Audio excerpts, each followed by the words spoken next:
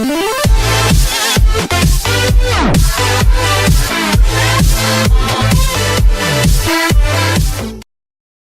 the love of luge, John Daly is sliding tow.ard PyeongChang at age 32. John Daly had made peace with life as a former Olympian, or so he believed. His final run on a skeleton sled had ended in heartbreak at the 2014 Sochi Games. Such a bitter finish. He had chosen a clean split from a sport he loved. He relocated to Washington and found he enjoyed life without skeleton. He excelled at his job, traveled on weekends and could order one more vodka soda without worrying how he'd feel at morning workouts. He had moved on, started over. But then in the fall of 2016, after another Thursday of selling medical devices, Daly chatted with a woman he'd met online over tapas at a DC restaurant. They swapped get-to-know-yous until she asked a question that startled Daly. "So," she asked, "what are you passionate about?" Daly paused, mulled it over, and he leaned back in his chair. "Nothing," he finally blurted. The answer led Daly back to skeleton, back to another Winter Olympics and to PyeongChang, where next month Daly, at 32, will take another run at a medal he came so agonizingly close to in Sochi. For Daly, the upcoming games represent an opportunity to rewrite an ending, despite the risk of an opening an old wound. On the date, he made a joke to move past the question. But that entire weekend, a sudden and surprising realization washed over him, as much comfort as he derived from life after skeleton, and as much as he thought his bitter end had extinguished his love for the sport. He had not found anything that made him feel so alive. That Monday, he sent an email to Amanda Bird, a USA bobsled official, and asked her, would this even be possible? Still, Daly made certain not to announce a comeback. He had a lot to consider, both practical and mental. He wanted to wait before making anything official, because another question had started rattling around his head: what if it happened again? On top of the track at Sankey Sliding Center, Daly had reached the pinnacle of his athletic career. 4 years prior, in Vancouver, he had finished 17th in his Olympic debut. Now, at his second games, Daly had come to win. In Sochi, USA skeleton coach Tuffy Latour said, he was a beast. Earlier heats left him in third place. With one more of his best runs in his final trip down the track, Daly had a shot at an Olympic medal. Daly sprinted off the line. As he transitioned to leap onto the sled, his knees veered slightly out of alignment, too close to the sled. On some runs, it may not have mattered. On that day, on that track, his sled popped out of the groove. He skidded diagonally, his shoulders bouncing off the walls. It was a disaster, a slider's worst nightmare, at the worst time. He knew instantly he had lost his chance at a medal. For more than a minute, Daly felt like he was sliding in slow motion, or as if he was watching himself from afar. As he skidded to the finish, all his speed lost and all his hope drained, he held his hands to visor. "There's really nothing you can do," said Daly, who ended up falling from third place to 15th. "I wish there was an exit ramp. There's just no saving it. You're stuck on a one-way street down a mile of ice to the bottom. I just had a mile to think about what just happened." Daly walked into the locker room, tore off his helmet and screamed. He sat down against a wall, alone, and anger turned to sadness. Matt Antoine, his friend and roommate in Sochi, took his final run. With the door opened by Daly's crash, Antoine won bronze. Through post-race commotion, Daly watched the medalists walk toward the podium. He tried to cross the track and found his parents. His father, Jim, wiped tears off John's face and hugged him. Normally in such moments, Daly would expect his father to offer quiet support. Instead, Jim leaned close and told his son, "What happens here today will make you the man you are tomorrow." The words, Daly said later, were the best thing he could have heard. "They come from your heart," Jim Daly said. "Because your heart is breaking. It's your son. His heart is breaking." Daly told an NBC interviewer he would have to wait 4 years to redeem himself. Inside, he believed he was done. It wasn't that he had lost. It was that the accident had robbed him of a chance to find out if he was good enough to win an Olympic medal.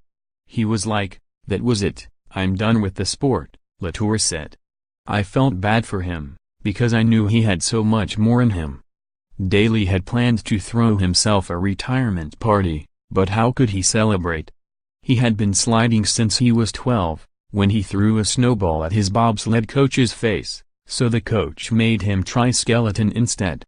Right away, he loved it, the sprint at the top, the rush of accelerating headfirst.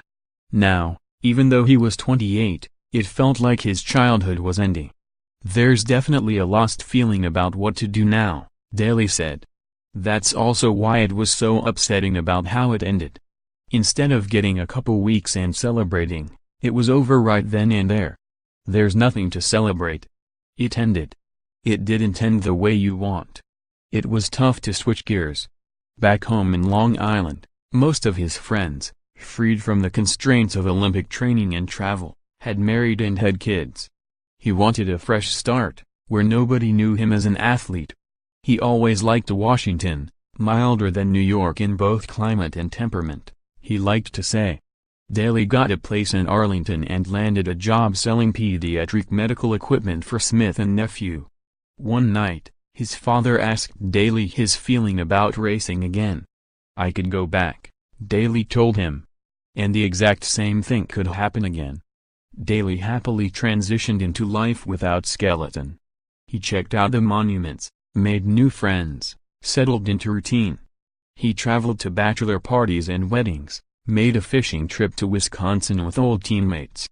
During days, he would give technical advice to doctors using his product, a device that helped remove tonsils from kids with sleeping disorders, during surgery.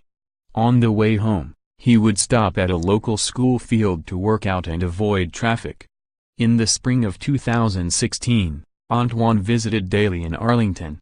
"Man, it's not the same without you," Antoine told him.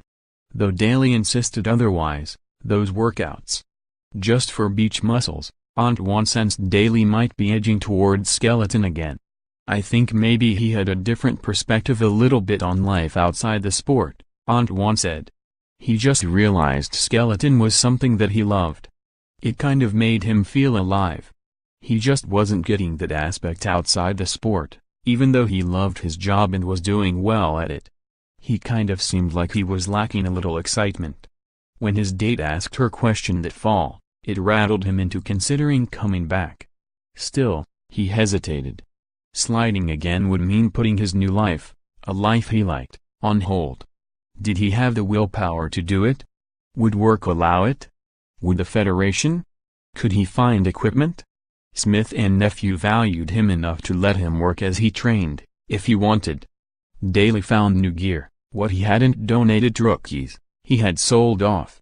He quietly arranged a trip to Lake Placid, to see if he still had the ability to slide at a world-class level. He was flying downhill, Latour said.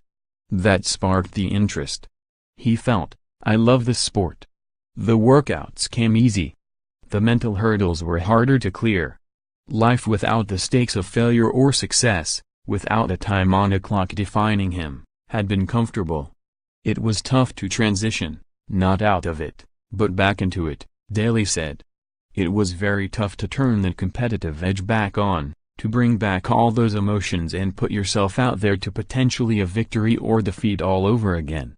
That was the hardest part. Daly believes he has regained his form. He feels stronger now, old man strength, he joked, despite training while still holding down his full-time job, a nearly unheard-of balance. He would visit doctors during the day, train at night and fly to Lake Placid or Europe on weekends for sliding or World Cup events. His last day at work was Tuesday, about a week before he flies to South Korea.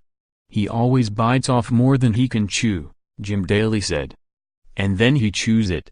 Tuesday night, Daly mingled at a fundraiser at a wharf hotel, sipping a Corona, posing for pictures in a white Team USA sweater. Teammates love him having back. His charisma, Latour said, makes everyone else better, more confident.